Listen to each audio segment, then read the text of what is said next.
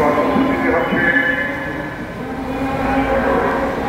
গাজাতে মানুষ যে মানবেতর জীবনযাপন করছে যার অনুপাতে দখলদার ইসরায়েলি বাহিনী গাজায় যে নৃশংসতা চালিয়ে যাচ্ছে তার প্রতিবাদে বাংলাদেশ সহ বিশ্বে মানবাধিকার কর্মীরা সেখানে গাজা অনাহারে আক্রান্ত শিশুদের বিরুদ্ধে সাহায্য সামগ্রী নিয়ে গিয়েছিলেন।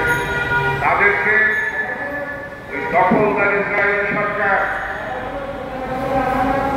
যার অনুপাতে ইসরায়েল সরকার গাজার শিশুদেরকে আরো অবরুদ্ধ রাখার উদ্দেশ্যে পৃথিবীর মানচিত্র থেকে গাজার ভূখণ্ডকে একেবারে মিশিয়ে যাচ্ছে জঘন্য ষড়যন্ত্রে যুক্ত হয়েছিল।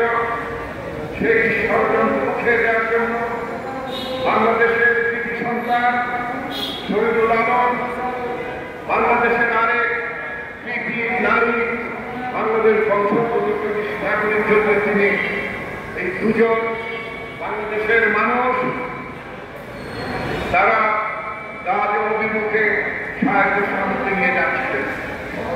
অত্যন্ত দুঃখের সঙ্গে আমরা লক্ষ্য করেছি এই ইসরায়েলি সরকার, এই হানাদার সরকার এই সাহায্য প্রদানকারীদের জাহাজ ছিল ফ্লোরিডা, সেখানে 145 জন মানবাধিকার কর্মীকে তারা গ্রেপ্তার করেছে। তাদের উপর নির্যাতন চালিয়ে যাচ্ছে, তাদেরকে অপহরণ করে তাদের প্রতি যেভাবে মানসিক শারীরিক নির্যাতন করেছে তা পৃথিবীর ইতিহাসে বিরল ঘটনা। এর বাঁচাও মানুষ বাঁচাও সংগঠনকে আমি ধন্যবাদ জানাতে চাই। তারা বাংলাদেশের অপরিভয় নাগরিক শহীদুল আলমের মুক্তির দাবিতে শহীদুল আলম সহ 145 জন বিশ্বের মানবাধিকার কর্মীকে মুক্তির দাবিতে আজকে বাংলাদেশের ভূখণ্ড থেকে যে আয়োজন করেছে সে আয়োজনটি সামান্য হলেও এর গুরুত্ব অত্যন্ত অসামান্য অসাধারণ ভূমিকা তারা পালন করেছে। এই জন্য তাদেরকে আমি ধন্যবাদ জানাতে চাই।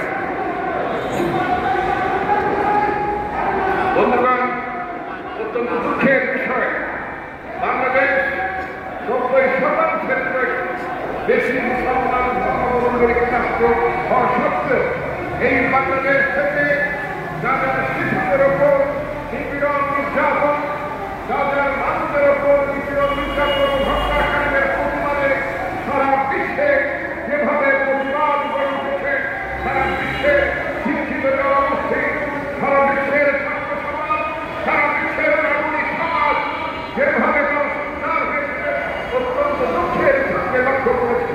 বাংলাদেশ থেকে কিন্তু আমরা সেইভাবে প্রতিবাদ আমরা দেখি। একটি মুসলমান রাষ্ট্র হিসেবে বাংলাদেশের জনগণের পক্ষ থেকে গাজার অভিভাবকদের জন্য, গাজার শিশুদের জন্য আমাদের অনেক বেশি সংগঠিত হয়ে বিক্ষোভ করার দরকার ছিল। বন্ধুগণ, এই যে গত 15 বছর বা গত 17 বছর ধরে আমরা লক্ষ্য করেছি, আমরা যারা বাংলাদেশের নাগরিক আমাদের পাসপোর্টে এক সময় সরকারি তরফ থেকে বলা হতো যে দক্ষিণ আফ্রিকা এবং ইসরায়েলে ভ্রমণ নিষিদ্ধ।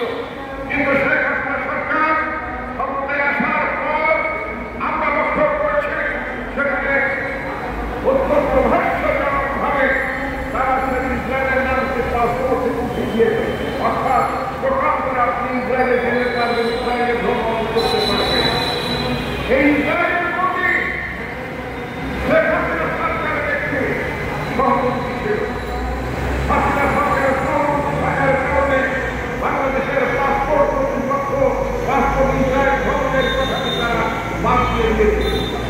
কারণ ছিল হাসিনা সরকারের মুরব্বী, হাসিনা সরকারের পৃষ্ঠপোষক ভারতের সাথে ইসরায়েলের একটা মহরম সম্পর্ক। আমরা জানি অর্থনৈতিক, বাণিজ্যে, সামরিক নানা ধরনের সম্পর্ক ইসরায়েলের সাথে ভারতের ছিল। সেই ভারতকে খুশি করার জন্য, শুধুমাত্র ভারতকে খুশি করার জন্য হাসিনা সরকার ইসরায়েলের ভ্রমণ নিষেধাজ্ঞার সম্পত্তি তারা তুলে দিয়েছিল। হাসিনা সরকার ক্ষমতায় নাই, এখন দেখছি অন্তর্বর্তীকালীন সরকার।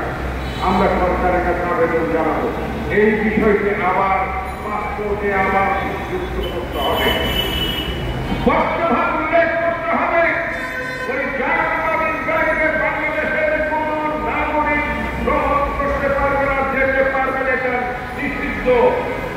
বাংলাদেশের জনগণ ইসরায়েলের সাথে যে সমস্ত রাষ্ট্র ধর্মের সম্পর্ক করে তাদের কাছে বাংলাদেশের তরফ থেকে জানিয়ে দেওয়া উচিত, বাংলাদেশের মানুষের তাদেরকে বার্তা পৌঁছে দেওয়া উচিত যে ইসরায়েল সরকার যারা মানুষের প্রতি জুলুম করছে, যারা সভ্যতাকে তারা যেভাবে ধ্বংস করে দিয়েছে, প্যালেস্টাইনের স্বাধীনতাকে যারা স্বীকার করেছে, তাদের সাথে বাংলাদেশের কোনো সম্পর্ক নেই। বাংলাদেশ তাদের সাথে আন্তরিকভাবে